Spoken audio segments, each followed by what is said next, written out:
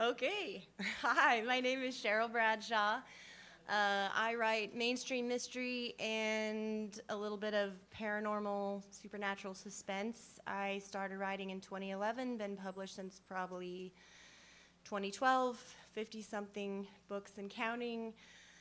And today, I am here to talk to you about selling mysteries direct, which I'm very excited about because I'm very passionate about it this year. This year is when I actually started really taking my store seriously, as I think, because there are kind of buzzwords that I feel like you hear when you come to this conference. And one of them at this conference is, of course, AI. I will not be speaking about that at all, or giving opinions about that.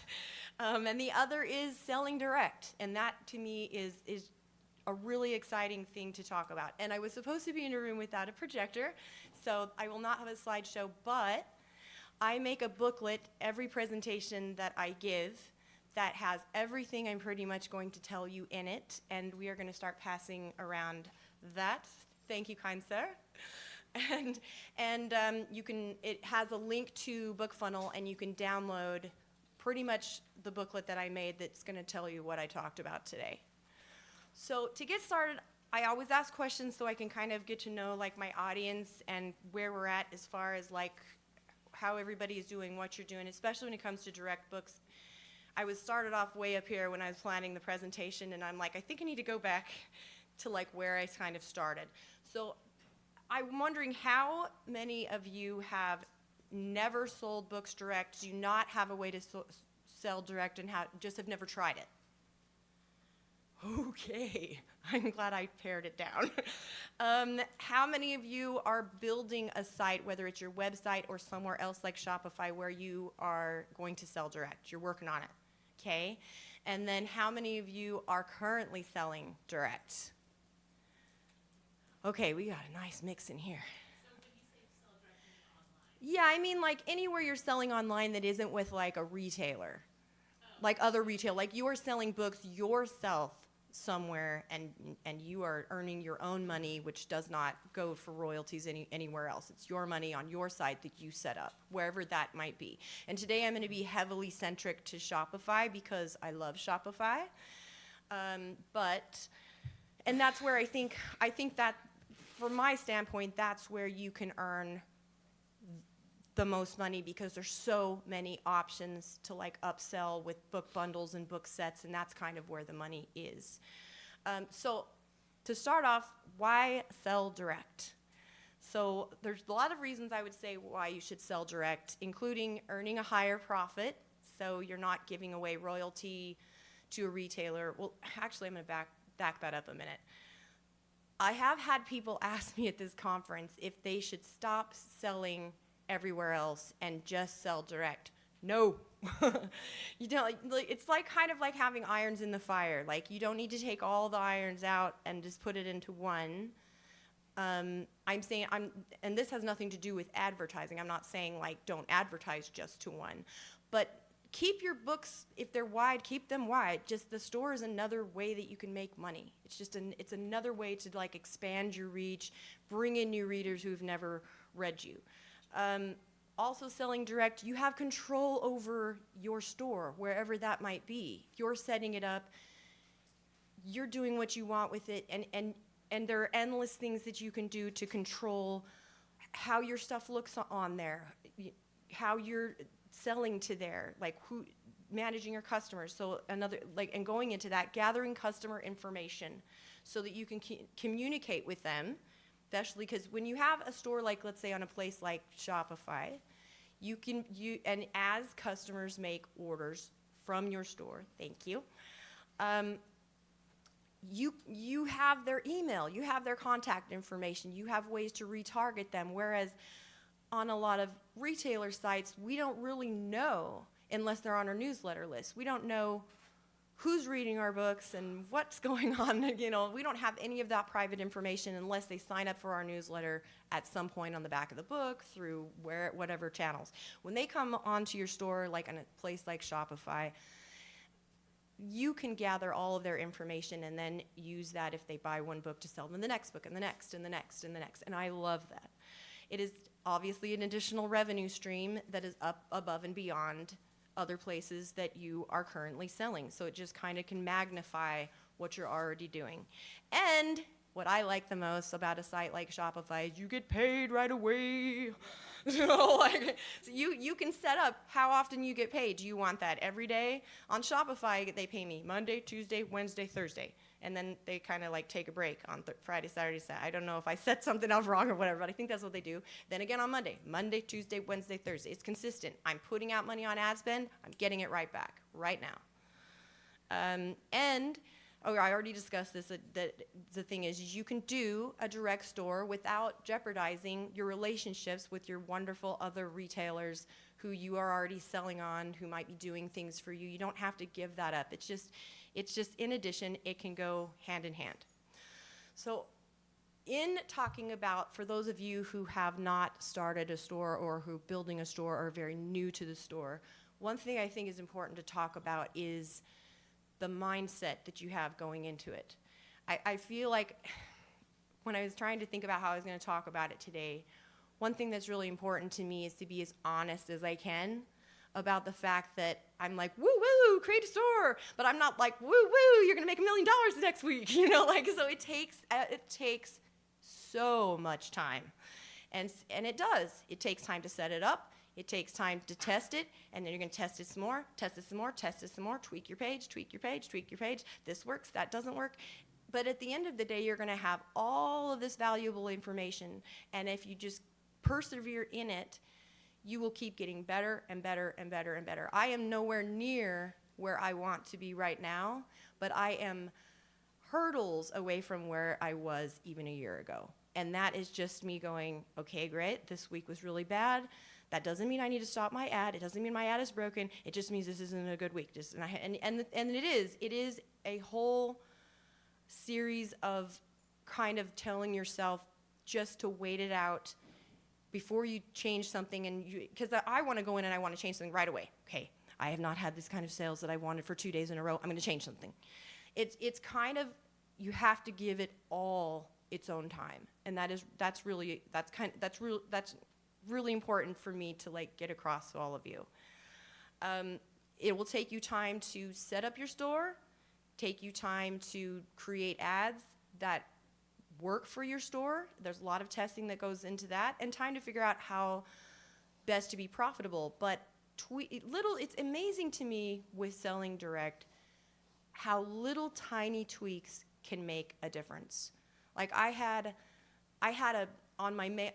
push everything to the series I'm writing right now, the first book in the series. I always push to just that book. That's what matters to me. I want somebody to read it. I want them then to upsell them or for them to continue on buying the rest of the series. And in doing that, I have options. I'm like, do you want it in ebook, paperback? Do you want it in hard? What do you want it in? And I had this one thing where I'd put ebook and then the price, and then paperback and then the price, and then large print and then the price. And I realized when I added all those styles in that sales were kind of slow for so many days. So I kept all the options in, and I took the price part off. That's all I did, was I just kind of took the price off, and the next day totally went up. It's the little tiny things can make the biggest difference. And that's why I always am like, don't give up, just tweak, change, see if something makes a difference. Does a different color make a difference? Okay, and I already talked about expecting not to be profitable right away. I also would say that you will need to invest ads into selling direct, because customers aren't just going to come straight to your store from your newsletter maybe, but you will also need to gather, you want to bring in new customers. I love the new customer, the person who has never ever read my books before. That's really important to me. And I think for me, did I lose money before I started making money? Yes. Can you expect that? Yes. So it is very important to me to mention that you want a budget. You want to make sure that you're going to pay the rent or pay the mortgage or pay the whatever, but still what can you put aside to keep fussing with your store and building it and turning it into something? Okay, so I want to segue that into setting up your store for success. So specifically, this is when I'm going to turn into talking to writing mysteries. So when you set up a storefront, no matter where it is, it's really important that the look and layout of your store matches the demographic you are selling to. Male or female, and if it is male and female, is it 50-50? Is it 70-30? And what are their age? How old are they? Are they old, young? Do specific colors stand out more to a certain person because of, like, if they're Gen Z versus like another generation? What formats do they buy in? If you have a lot of customers who are older, this is one thing I'll talk about that I've learned this year. So I started my main ad, the ad I'm still running since January of this year, which is my best ad I've ever had. And I have about 900 comments on that ad. Like, it's a Facebook ad. There's about 900 comments on it now. And the number one comment I was getting was, "Can I get this in large print?" And I was like, oh my gosh, that is an untapped idea that I did not think of before now. And so I immediately started putting together large print of that series. And it'll take me forever to get through all the books, but the series that I am pushing to. That was really important. So you got to listen, know your customer, listen to your customer. What do they want, and give it to them. If your readers currently read a lot of audiobook or listen to a lot of audiobooks, make sure you are selling audiobooks on your store. The whole store should be set up with them in mind, not with you in mind and what you think looks good, which is hard for me because I'm like, that looks pretty, but that might not make them click or purchase or buy. That's what matters at the end of the day.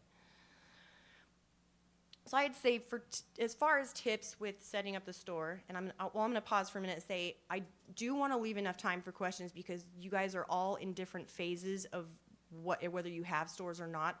So I want you to be thinking of questions to ask me, because that's what's most important to me, is that I'm touching on things that will help you in creating a store and having a successful store. So think about that while I'm talking. Some of my best tips for setting up your store is do not overcomplicate your store and the process of setting up the store. You do not need a billion things on your pages and a billion colors and a billion different fonts and different. I find that a simple, easy layout that is easy for the customer to understand is important. Keep your pages clean, keep them less cluttery. Make sure they understand exactly what they're reading, how to add the book to the cart, how to check out, all of that. As easy, as simple a process. Think of how Amazon does one click, checkout. So you want to make it simple and fast, and to have them not leave the store because they do not figure out how they can get your book.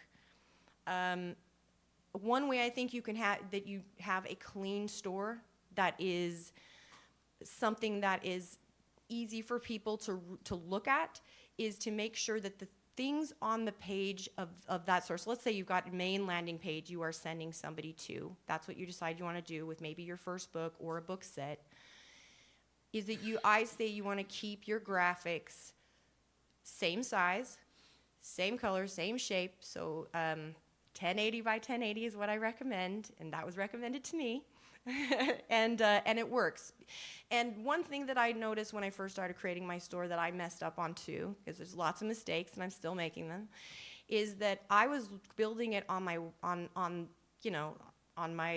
Mac, and I was like, that looks so good. And then I looked at one of my friend's pages on her phone and I thought, oh, I haven't checked it on my phone yet. And I checked it on my phone and it looked like crap. And I was like, oh my gosh. And at that time, my graphics were not 1080 by 1080, and they were like, it was cutting off half of my product. And I was like, oh no. So think about, what are they looking at your store from? How many different things is it possible they're going to be seeing it from? A lot of people are using their phones, so it's got to look just as good from there as it does if they are pulling it up on a laptop, PC, whatever they're using. Okay, we talked about that. Things I would include on a successful landing page for your book is, first and foremost, obviously, the product information for your book. If you're selling an ebook, let's say your landing page is just specifically for an ebook or just specifically for a paperback or a hardback, make sure all of your graphics are in an e-reader if it's for an ebook. Paperback book if it's a paperback. Hardback book if it's a hardback. I cannot tell you how many times in one of the other mistakes, because I think telling mistakes is like how you help other people not make mistakes. In the beginning, I put my ebooks in the e-reader, and I put the paperback in the paperback, and most people got it, but a lot of people were still buying an ebook and thinking they were buying a paperback, and obviously came with free shipping also for like $8. And so I had a lot of people be like, where's my paperback? And I thought, no, it says right there, paperback. You want to make sure that whatever you're selling, it is as clear as possible. If it's a paperback, it says paperback in the title. And then I say it multiple times. I'll say, add this paperback to your cart now, or whatever. And then and at the bottom of the page, I also say, were you looking for an ebook? Visit the ebook tab, or you can even link. If you're on Shopify, you can link from a page to another page. You can, if you wanted to be individual with your books instead of like grouping every type of book together. That is one thing you can do. You can push them by a link just over to another page. I would say for your graphics, I like including my graphics in a variety of ways. First and foremost, you're going to show obviously the book, and all you need is like the book in the book cover in whatever format you're selling it in. I think that is the very first product, because that is what's going to be on the product page. And then with subsequent photos, I like showing photos of somebody holding the book that like give them some variety. You guys have probably all seen graphics that have like the book and then there's arrows pointing to the book, and it's like suspense, murder, kidnapping, plot twist. Just try a variety of things. If you have a series, make sure that one of your like little graphics has books in this series, and include every single thing. Again, the whole idea is to make the pages as clear as you can possibly make them at the end of the day. Obviously include your book description, and then social proof. If you have reviews on that book, include some of those good ones there. And there's lots of people have different opinions of you can't take reviews over from Amazon ads, or you can't do this, you can't do that. I'm not going to speak to that and give my opinion on that. But what I will say is, where you can take them is I've got, again, going back to those hundreds and hundreds of comments on my Facebook ad. And you can easily message that person and say like, oh, thank you so much. Do you mind if I use this? And they never mind. They get really excited. Or anybody that is like on your street team or in your fan club, can I get a few things to put on the website? And I always make sure to include the graphic that has the 5 stars. And then I also include, I take all of my reviews on that book from every retailer. I add all of it, all the 5 stars up, and I will say over 5,000 reviews across all retailers. All of that social proof just helps them click that button and make that purchase. One thing I do that I'm not saying do or don't do, but I'll tell you that it works for me, and it has worked for me well, is that in my ads I include the first chapter of, so the book that I'm talking about is Little Girl Lost. It is the first book in my series that I'm currently writing right now. There's 8 books in the series. And since I'm always pushing to that first book, I made dang sure, I don't know if I can swear, that chapter was, obviously we are always going to make it the best we can be, right? But I could see like that I was going to be pushing that forever. So what was important for me is that I wanted a chapter that I felt good enough about that I am going to put it right on the ad. So, and honestly, the older your demographic, the more they scroll down and the more that they read. And there are actually like apps you can get on Shopify, I'm not going to go into that right now, that talk to you, that actually show you how far down your customer is going on your page. And that's how you find out things like this. Like, oh my gosh, they scrolled to the bottom, they kept trying to scroll, but there was nothing else there. So when I saw that happening, I was like, well, I got the first chapter on the ad, but maybe I should put the first chapter also on the book product page. So I did. and they're still scrolling all the way to the bottom to get all the way to the end of that. And that to me has worked out really well. And that is one of the things I get the most comments on as far as at my ad on Facebook. I get the most comments on what they think after they read like the chapter, that and like what they think about the book. So obviously a call to action. You want to put that. You want to like purchase Little Girl Lost Today and get swept up in a page-turning mystery you will not be able to put down, or however you want to say it. You know, add now to, you know, purchase this now.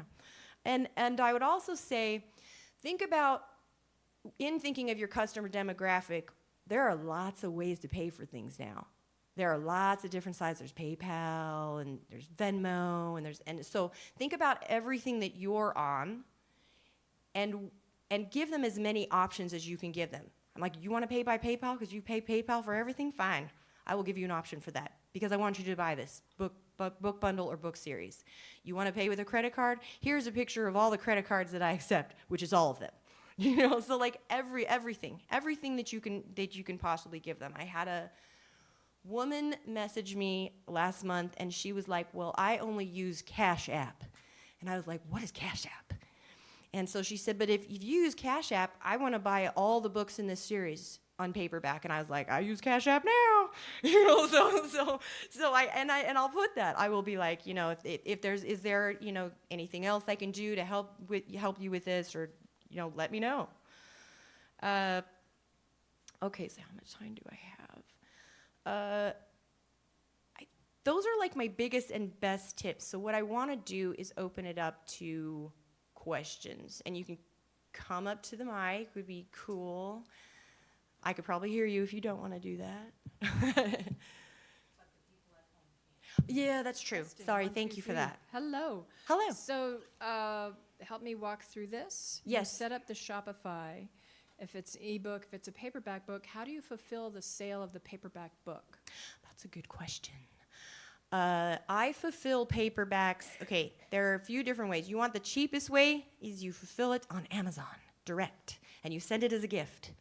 You check the gift box, does not say how much your author copy is. You go into like your dashboard, go into like order an author copy. I would say that's like, to me, like a step one way to do it. Mm-hmm. As far as like me talking to you guys about doing large print, I ship those through Ingram Spark.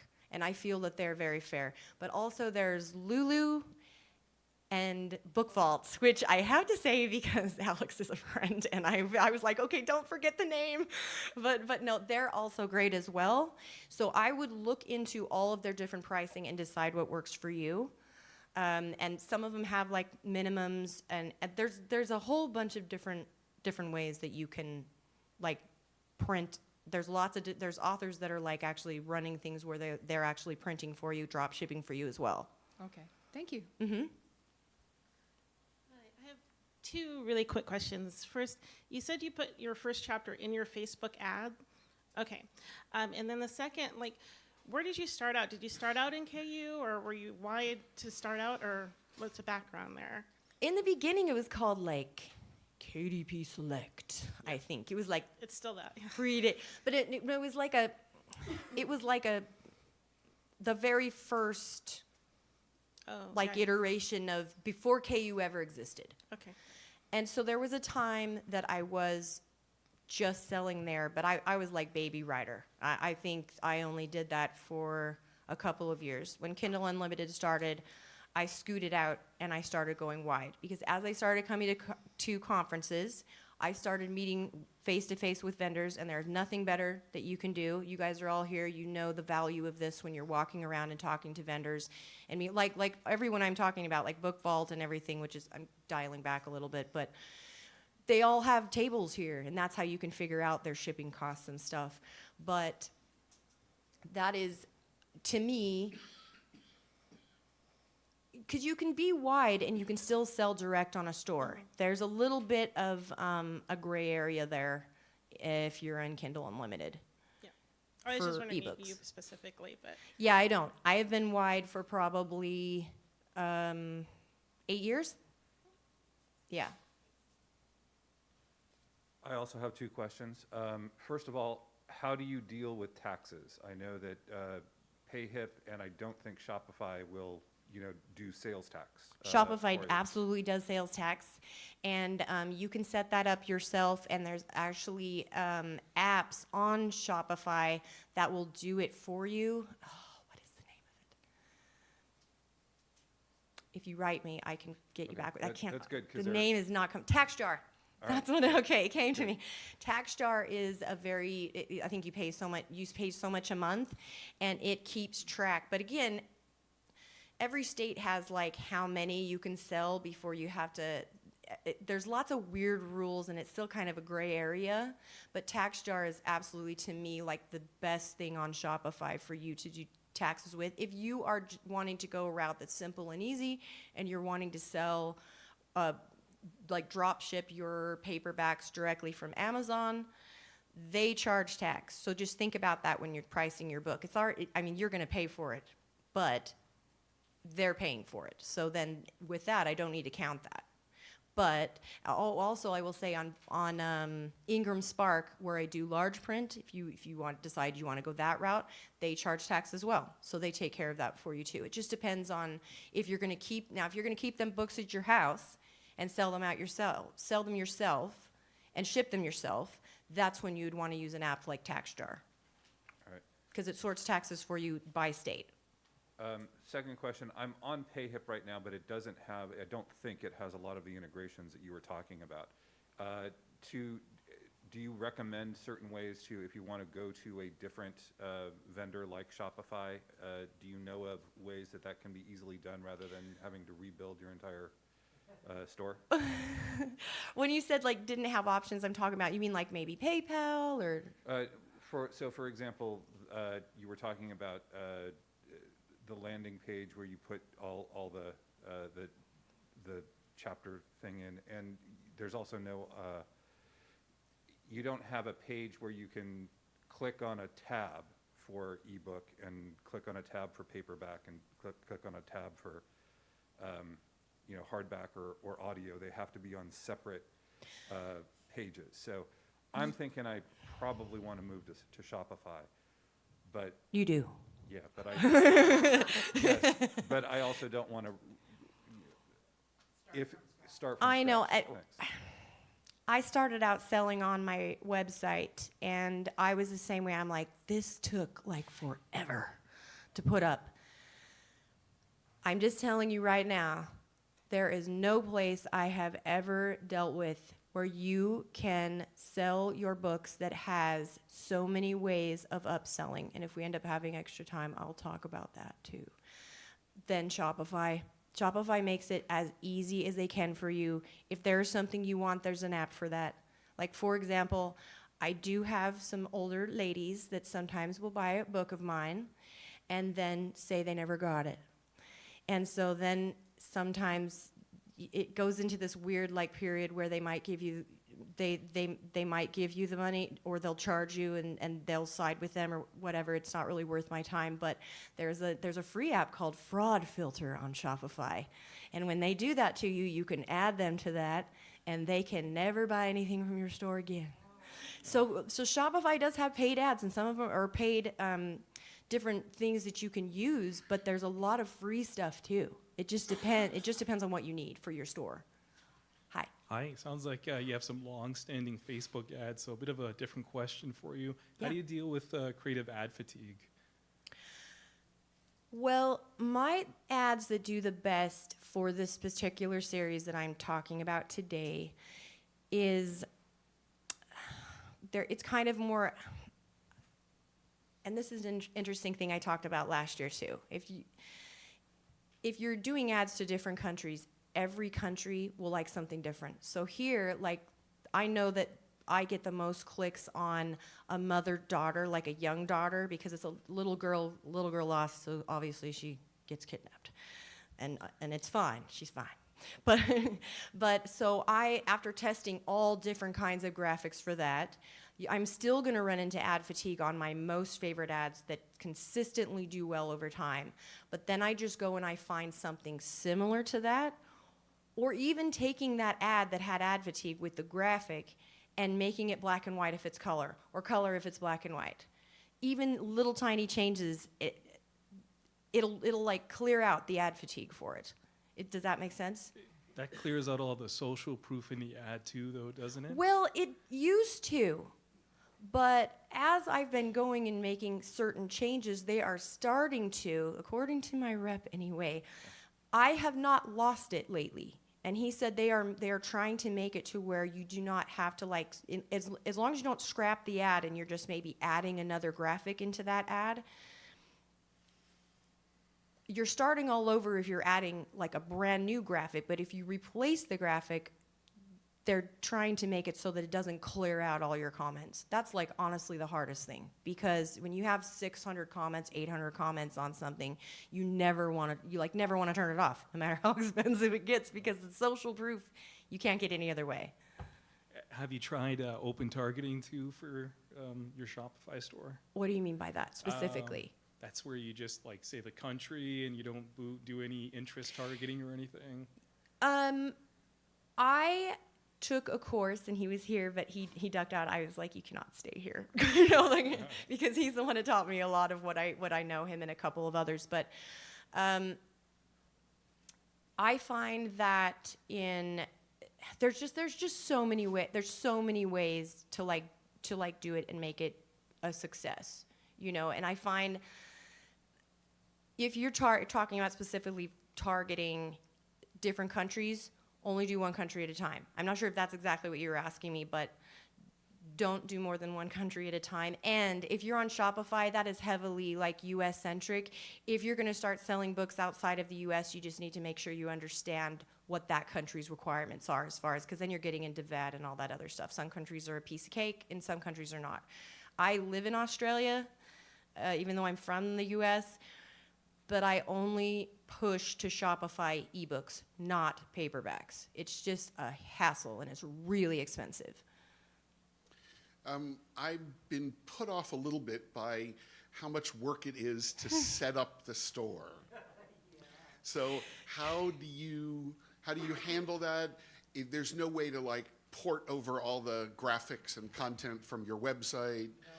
And the whole thing is, even if you do, you're like, okay, now I know that it's 1080 by 1080 is the best looking size, so now I got to change all those to that. And so sorry, keep going. It's a lot. That's okay. So that's like step one, for example, is get all of your graphics into 1080 by 1080. Mm-hmm, because I think that looks the best on most of the templates that they have. And they have free ones, they have ones that aren't free. My theme, so in Shopify you have what's called a theme. For those of you who don't know, I am Impulse theme. That does cost some money, but I had a different theme before that, and everything looked good at the 1080 by 1080 size. It was a lot of work. I took a course at the beginning of the year that I wanted to put off because I had a million other things I was doing, but I was doing it with a few other authors. And it was a 3-month course. We FaceTime twice a week, and the whole thing is get your page up, get your page up, get your page up, get your page up. Now let's test ads, test. So as you're putting up your store, you could already be testing ads, even if they're traffic ads, to test like how that graphic does. So I kind of feel like you don't have to do one and not the other, but you could be setting up one and setting up the other at the same time. But yeah, it is a ton of work, and I would not lie about that. And how about if you have different series? Would you recommend like uploading one series at a time? Yes. You know, then like say, hey, my store is upselling this particular series, and I'll be adding to the other series as I go along. So think about what series you are going to either sell first or what book you're going to sell first. That's the first books that you put up. And then as you're bringing on the customers and you're gathering their names, you're gathering their email, you're gathering all of their information, even if they come on and they add something to your cart on Shopify and then they don't buy it, you still get all of their information. So you can write them and be like, take 15% off if you come back to your abandoned cart and finish your sale today by using this code. It's very easy to add codes. Okay. And then you can even say on the bottom of your pages, like, I have X amount of books, more series coming soon. My whole idea is to get them into my newest series, and then I I have OCD, so I have a spreadsheet for people that my assistant keeps track of. I know when they bought the book. I know when we need to send them an email to follow up. Are you enjoying the book? Email 3 is like, did you like that book? Here's 20% off if you purchase the next books in the series or next book in the series. So you're trying to get them through series 1, and then from series 1, go to the next books that you have, then to the next book that you have, and just keep that customer coming back over time. Thank you. So I am not a technical person, and the thought of doing a Shopify store, it feels completely overwhelming, and I just think, well, how many times am I going to cry if I do this? So my question for you is, did you kind of figure all of this out on yourself? Right? How many times did you cry? Did you figure this all out on yourself, or do you recommend like working with somebody who has kind of that technical know-how? If you do not like doing that kind of a thing, I seriously suggest working with someone, and on the lower end, even on Fiverr, there are a million people competing on Fiverr about, let me make your store pretty, tell me what you need, I'll set it up. I like to know how everything runs for my stuff so that if I notice that something needs to be changed or a price needs to be changed, I don't want to wait for if I need it to happen now, I don't want to wait for someone else, I don't want to wait for my assistant. And so I try to also learn it myself. And there were some parts of the process that I did have a lot of swearing episodes, like especially when you're trying to make movable graphics, and I was trying to put like a trailer for my first book up on the first page. I was like, I about was ready to be done. But I did take a course that was 3 months, and he would look at our pages, and then when we met twice a week, and he would say, okay, you need to do this, move this here, tweak this here, this needs to be here, try this. And so I was still doing it myself. My assistant was still doing it, but he was just giving us pointers on, you go into this and you click here and then you click here. And if you are on Shopify, you can call customer support as much as you want. and they will walk you through it too. Like the simplest thing that takes you hours, they can get you through in 5 minutes sometimes. Awesome.